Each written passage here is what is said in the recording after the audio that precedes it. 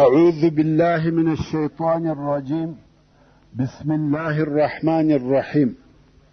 إن الحمد لله نحمده ونستعينه ونستغفره ونعوذ بالله من شرور أنفسنا وسيئات أعمالنا. من يهده الله فلا مضل له ومن يضلل فلا هادي له، وأشهد أن لا إله إلا الله وحده لا شريك له، وأشهد أن محمدا عبده ورسوله صلى الله عليه وآله وسلم تسليما كثيرا. أما بعد، د سرور کائنات صلی الله علیه و آله وسلم ژوند. محترم ورونو، زموږ قصه دې ځای ته را رسېدلې وه. روژې په دغه مبارکه میاشت کې هغه لو او عظیمه غزا چې د بدر غزا ده پیښه سوه. دا غزا د اسلام په تاریخ کې هغه مشهوره غزا ده.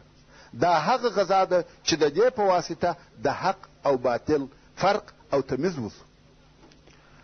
اولا به د غزا د پیښېدو سبب درته بیان کم. موږ مخکې د عشیره د غزا بیان درته وکړي چې د قریشو یوه قافله د مکې مکرمې څخه و شام ته تله، او رسول الله صلی الله علیه و آله وسلم و دغه قافلې ته د حملې کولو دپاره ور ووتی، خو هغه قافله سالمه ځینې ولاړه. اوس چې د شامه څخه د هغې قافلې د بیرته راتلو وخت رانږدې سو، رسول الله صلی الله علیه و آله وسلم طلحه ابن عبید الله رضی الله تعالی عنه او سعید ابن زید رضی الله تعالی عنه د مدینې منورې د شمال و طرف ته ولېږل چې د دغه قافلې د بیرته راتګ معلومات وکړي. دغه دوه نفره و حورا ته چې د شام و طرف ته د یوه ځای نوم دی ورسېده، او هلته په انتظار کښېنستل تر څو چې ابو سفیان د قافلې سره د شام څخه و دغه ځای ته راورسېدی. دغه دوه نفره په تلوار مدینې منورې ته راغله او رسول الله صلی الله علیه و آله وسلم یې په حال خبر کړي. په دغه قافله کې د قریشو ډېر مالونه وه. په دې قافله کې 1000 اوښه په مالو بار دي چې د مالو قیمت یې و 5 لکو د سرو زرو دینارو ته رسېدی، او د دې قافلې سره فقط د 40 نفرو په شاوخوا کې ساتونکي ورسره دي چې مشر د قافلې ابو سفیان دی. او دې قافلې د قریشو د هغه نورو قافلو څخه یو بل فرق هم درلودی. هغه دا چې هغه نورې قافلې به د قریشو د یو څو نفرو تجارانو وې، خو په دې قافله کې د ټولو قریشو مالونه سته. دا قافله د ټولو قریشو شریکه ده، او ټول قریش د دې قافلې د سالم رسېدلو کوښښ کوي.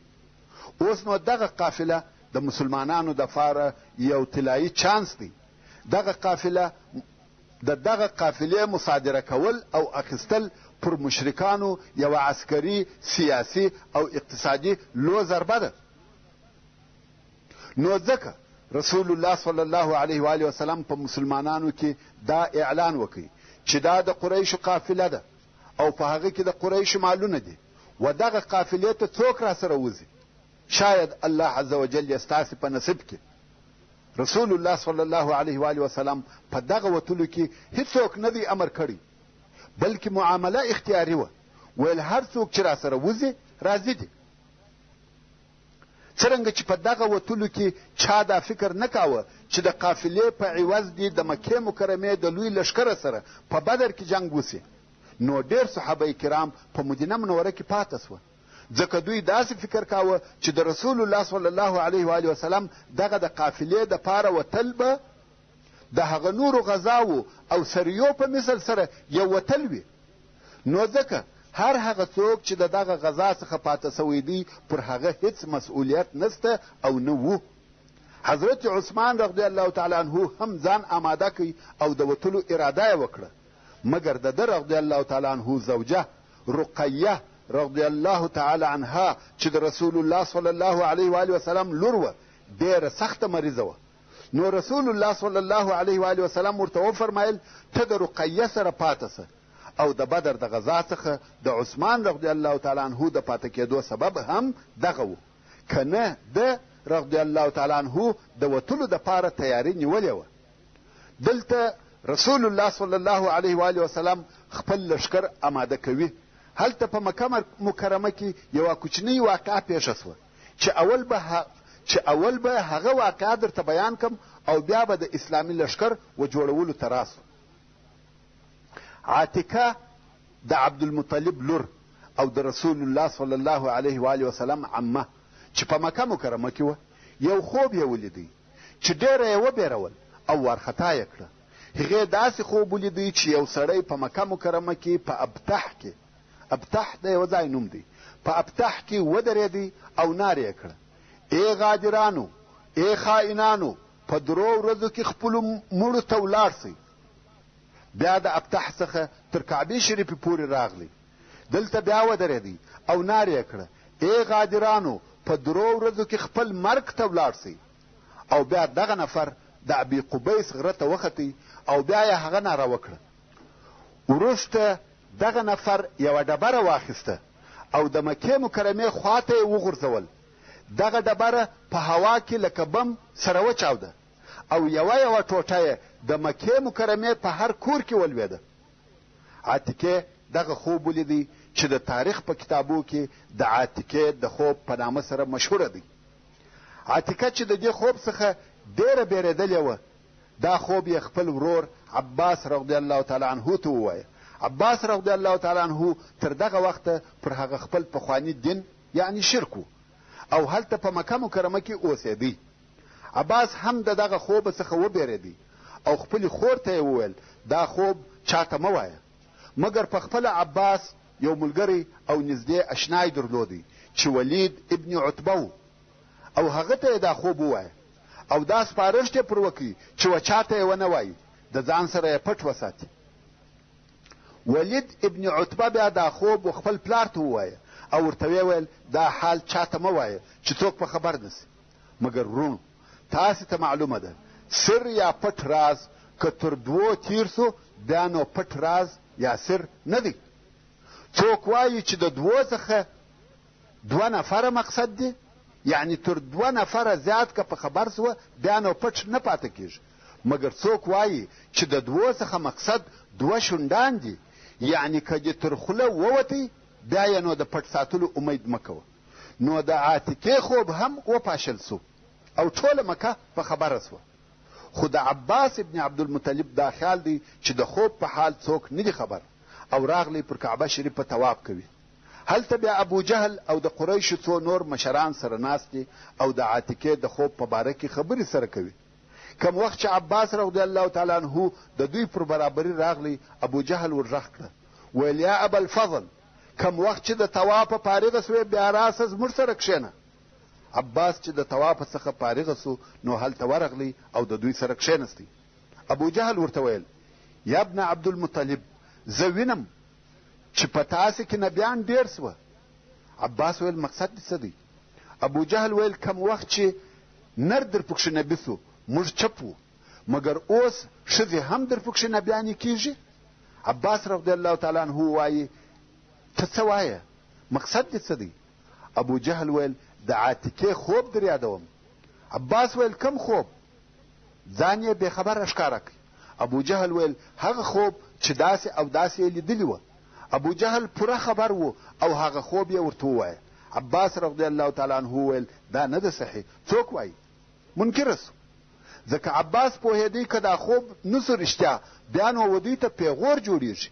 خو ابو جهل یوه سخته جمله وویل، هغه دا چې ویل: په والله که په دغه ورځو کې شی نه سو پیښ، موږ به د عبدالمطلب پر اولاده یو لیک ولیکو چې دوی په ټولو عربو کې هغه درواغجنه کورنۍ ده. او عباس رضی الله تعالی عنه بیا هم انکار کوي. خیر، عباس کور ته ولاړی او دا بیان یې هلته په کور کې وکړي. د عبدالمطلب د کورنۍ ښځې پر راټولې سوې او ویل: ابو جهل د عبدالمطلب پر کورنۍ او اولاده دغسې خبرې کولې او ته ورته چپ وې؟ هغه څنګه دا جرأت پیدا کوي او بیا ته چپه خوله وې؟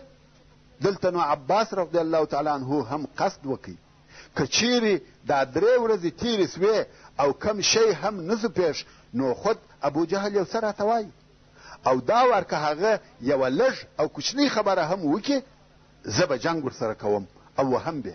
عباس رضی الله تعالی عنه دا وار عزم او اراده کړې ده چې ابو جهل ته وهل ورکړي. دا قصه دالته په مکه مکرمه کې پرېږده. موږ به بیرته مدینې منورې او د قافلې د حملې دپاره د رسول الله صلی الله علیه و آله وسلم د لښکر و جوړولو ته ولاړ سو. رسول الله صلی الله علیه و آله وسلم د وتلو دپاره تیاری ونیول او 314 یا 314 یا 319 نفره ورسره دي، چې دا مختلف روایتونه دي، چې 2 یا 3 یا 4 نفر یې د مهاجرینو څخه دي او 1 نفر یې د اوس د قبیلې څخه دي او 100 نفر یې د خزرج د قبیلې څخه دي. مسلمانانو د دغه راوتلو دپاره کم خاص ترتیبات نه ونیولي او نه خپل پوره ضروریات ورسره اخیستې وه. په دې ټوله لښکر کې فقط 2 اسان وه، چې یو یې د زبیر ابن العوام رضی الله تعالی عنه او بل یې د مقداد رضی الله تعالی عنه او د دغه ټوله لښکره سره او یا اوښه ورسره وه، چې پر یوه اوښ به 2 یا 3 نفره په نوبت سپرېده. یو سپریږي هغه 2 پر پښو ځي او بیا بل سپریږي نور 2 پر پښو ځي. او داسې کسان هم وه چې هیڅ اوښ یې نه درلودی، هغه بیا ټوله لار پر پښو رهي وه. رسول الله صلی الله علیه و آله وسلم علی ابن ابي طالب رضی الله تعالی عنه او مرثد ابن ابي مرثد رضی الله تعالی عنه په یوه اوښ شریکان وه. د دغه لښکر عمومي بیرغ و مصعب ابن عمیر رضی الله تعالی عنه ته ورکول سو او دغه لښکر و 2 ټولیو ته وویشل سو، چې یوه ټولۍ د مهاجرینو وه او د ټولۍ بیرغ د علي ابن ابي طالب رضی الله تعالی عنه څخه و او بله ټولۍ د انصارو وه چې بیرغ یې د سعد ابن معاذ رضی الله تعالی عنه څخه و.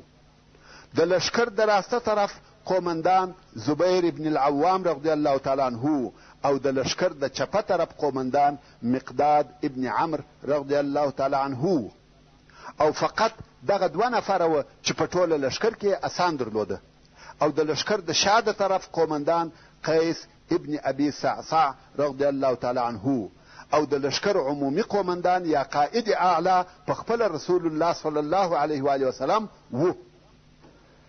رسول الله صلی الله علیه و آله وسلم د دغه غریب او غیر کامل لښکره سره د مدینې منورې څخه راووتی او د مکې مکرمې پر هغه عمومي لار رهي سو تر څو چې و بئر الرحا ته ورسېدی. د دغه ځای څخه چې لښکر بار سو نو یې د مکې مکرمې عمومي لار و چپه طرف ته پرېښول او دوی پر راسته طرف د بدر و طرف ته رهي سوه تر څو چې و صفرا ته نږدې سوه او د هغه ځای څخه د خپلو اصحابو څخه 2 نفره چې یو یې بسبس ابن عمرو و او بل یې عدي ابن الزغباء و بدر ته ولېږل چې د قریشو د قافلې معلومات وکړي. بسبس او عدي ولیده چې یو سړی د بدر د اوبو پر غاړه ناست دی او 2 انجونې هم د بدر د اوبو و طرف ته رهي دي، غواړي چې اوبه یوسي. دغه 2 انجونې پر لارې خبرې سره کوي. بسبس او عدي یې اوري، یوه ورته وایي هغه زما حق راکه، هغه بله وایي ښه دی صبر وکه چې دغه قافله را ورسېده ځینې را به نیسم او در به کم.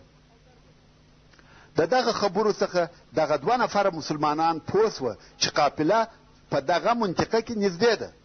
نو رسول الله صلی الله علیه و آله وسلم ته د قافلې د نږدېوالي خبر وروړي.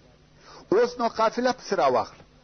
ابو سفیان چې د قافلې مشر او مسؤله دی، کم وخت چې مدینې منورې ته نږدې سو ډېر پام او احتیاط کوي. دی پوهېدی چې د مکې مکرمې لار په خطرو ډکه ده. مخته به یې د معلومات دپاره نفر لېږل او هر څوک چې به پر لارې په مخه ورغلی د هغه څخه به یې د لارې پوښتنه کول. لږ وخت وروسته د ده استخباراتو دا معلومات ورته راوړه چې محمد صلی الله علیه و آله وسلم د خپلو ملګرو سره راوتلی دی چې پر قافله حمله وکړي. ابو سفیان یو سړی چې زمزم ابن عمرو نومېدی مکلفه کوي چې مکې مکرمې ته ولاړ سي او د قریشو مشران خبر کړي چې قافله په خطر کې ده. محمد صلی الله علیه و آله وسلم او ملګرو یې کمین راته نیولی دی. زمزم چې ډېر چالاکه او د خبر په نشرولو کې ډېر ماهره و په تلوار سره مکې مکرمې ته رهي سو.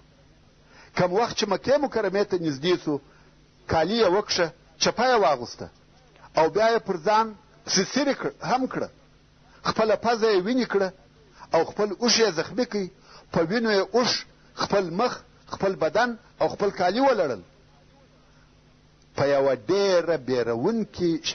ډېر بیرونکي شکل او قیافه لکه د جنگ د مابین څخه چې راوتلی وي دی په وینو لړلی کالي او اوښ یې په وینو لړلي په دغه بد حالت کې چې د مکې مکرمې و بدحا ته ورسېدی نارې وهي کومک کومک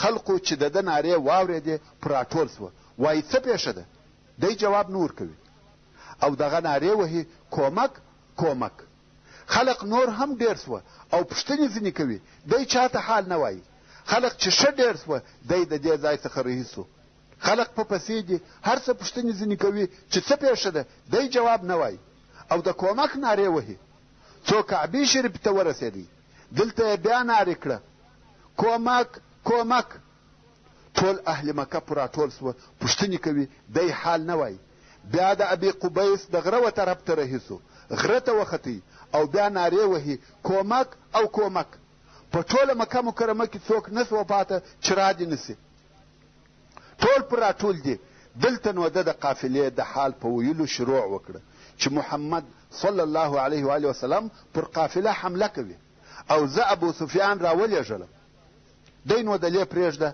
عباس رضی الله تعالی عنه او د عاتکې خوب پسې راواخله عباس ابن عبدالمطلب رضی الله تعالی عنه وایي د خوب په درېیمه ورځ د کوره راووتم او د خوب د رښتیا کېدو دپاره تر اوسه هیڅ نه دي پېښ سوي نو ما دا اراده کړې وه که چیرې ابو جهل یو څه راته وویل ښه جنګ به ورسره کوم راغلم پر کعبه شریف په طواف کوم کم وخت چې د طوافه فارغه سوم د لرې مې ابو جهل ولیدی او د هغه و طرف ته ورهي سوم غواړم چې دی یو څه راته ووایي او زه پر راواچوم ښه جنګ ورسره وکړم خو ابو جهل په ځغستا زما پر طرف را رهیدی دلته مې بیا دا خیال سو چې دی هم زما سره د جنگ اراده لري خو دی چې تر ما راورسېدی په هغه ځغستا تر ما تیر سو دلته مې بیا دا خیال سو چې زما څخه بیریږي راڅخه ولاړی خو بیا وروسته پوه سوم چې ده هغه د زمزم چیغې او نارې اورېدلې وې و هغه ته ورهي و او ما نه وې اورېدلې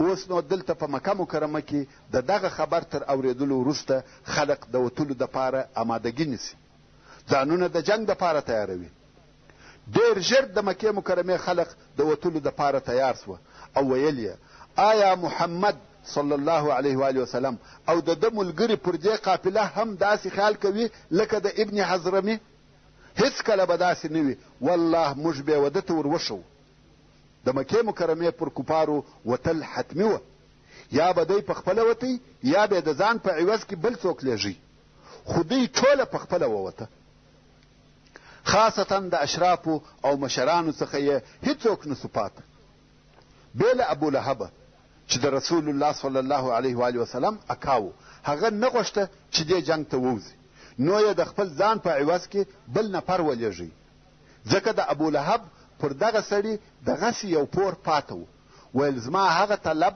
یې په دغه کې مجرا خو ته به وایې چې زه د ابولهب پر ځای راوتلی یم هغه هم قبوله کړه او ابولهب پاته سو او قریشو د خپل شاوخوا د عربو قبیلې هم د ځان ملګري کړې او د قریشو د شاخو څخه هیڅوک نسو پاته چې و دې جنګ ته ونه وځي بې له بني عدي څخه د بني عدي څخه یو نفر هم ونه وتی دغه د مکې مکرمې د مشرکانو لښکر د وتلو په وخت کې د 1300 نفرو په شاوخوا کې و د دې لښکره سره 100 آسان او 600 زغري ورسره وې او اوښان ډېر زیات ورسره وه چې واقعي شمېر یې نه دی معلوم د دغه لښکر عمومي قومندان ابو جهل ابن هشام و د دغه لښکر د خوراکي اکمالاتو مسؤله د قریشو د مشرانو څخه نه نفره وه د لښکر د خوړلو دپاره یې یوه ورځ نه اوښان حلالول او بله ورځ یې 100 اوښه حلالول اوس چې لښکر د وتلو دپاره تیار سو او غواړي چې ووځي دلته د قریشو یوه بله موضوع ورپه یاد سوه چې دې موضوع دوی په شک او تردد کې واچول چې ووځو که یا دا تردد یې د هغه واقعې په سبب و چې څه موده مخکې د قریشو او کنانه د قبیلې په مابین کې پیښه سوې وه. هغه داسې د کنانه د قبیلې یو نفر د قریشو یو نفر ووژي یا مړ کړي. د دغه مړي ورور چې د قریشو څخه و د قاتل یا د کنانه د قبیلې سره پر دیت صلح او فیصله وکړه. د وژل سوي ورور په بدل کې یې دیت واخیستی. خبره خلاصه سوه. څه موده وروسته هغه قاتل مکې مکرمې ته ورغلی او طواف کوي، خو د هغه وژل سوي سړي ورور چې دیت یې هم اخیستی و دغه قاتل ووژي او د کعبې شریفې سره یې وځړاوه. دا قتل او وژنه د قریشي حق نه و، ځکه دیت یې اخیستی و او صلح یې کړې وه.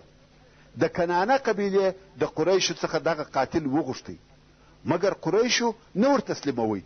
نو د کنانه د قبیلې مړی پر قریشو پاته سو او دغه موضوع د دغه دوو قبیلو د دشمنۍ سبب وګرځېده.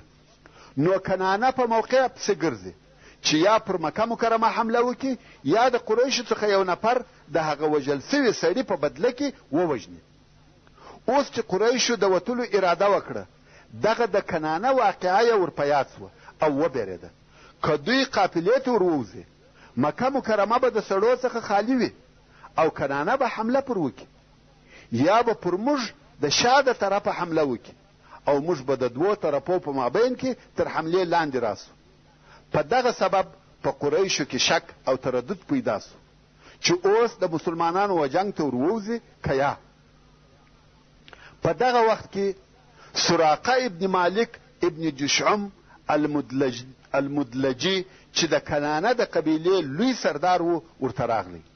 ویل تاسې ولې په تشویش کې یاست؟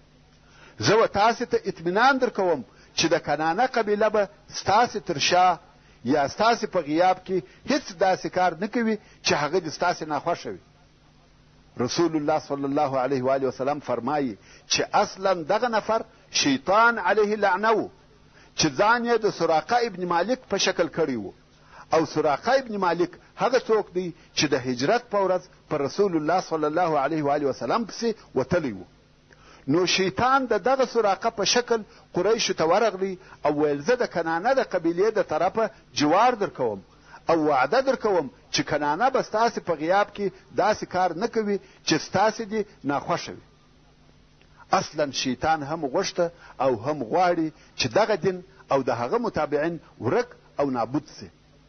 اوس چې د کنانه د قبیلې یو سردار و قریشو ته د زړه ډاډ او اطمینان ورکوي چې بېغمه ولاړ سي او کنانه حمله نه در باندې کوي، حتی ویل زه مو هم په دغه سفر او وتلو کې ملګری یم.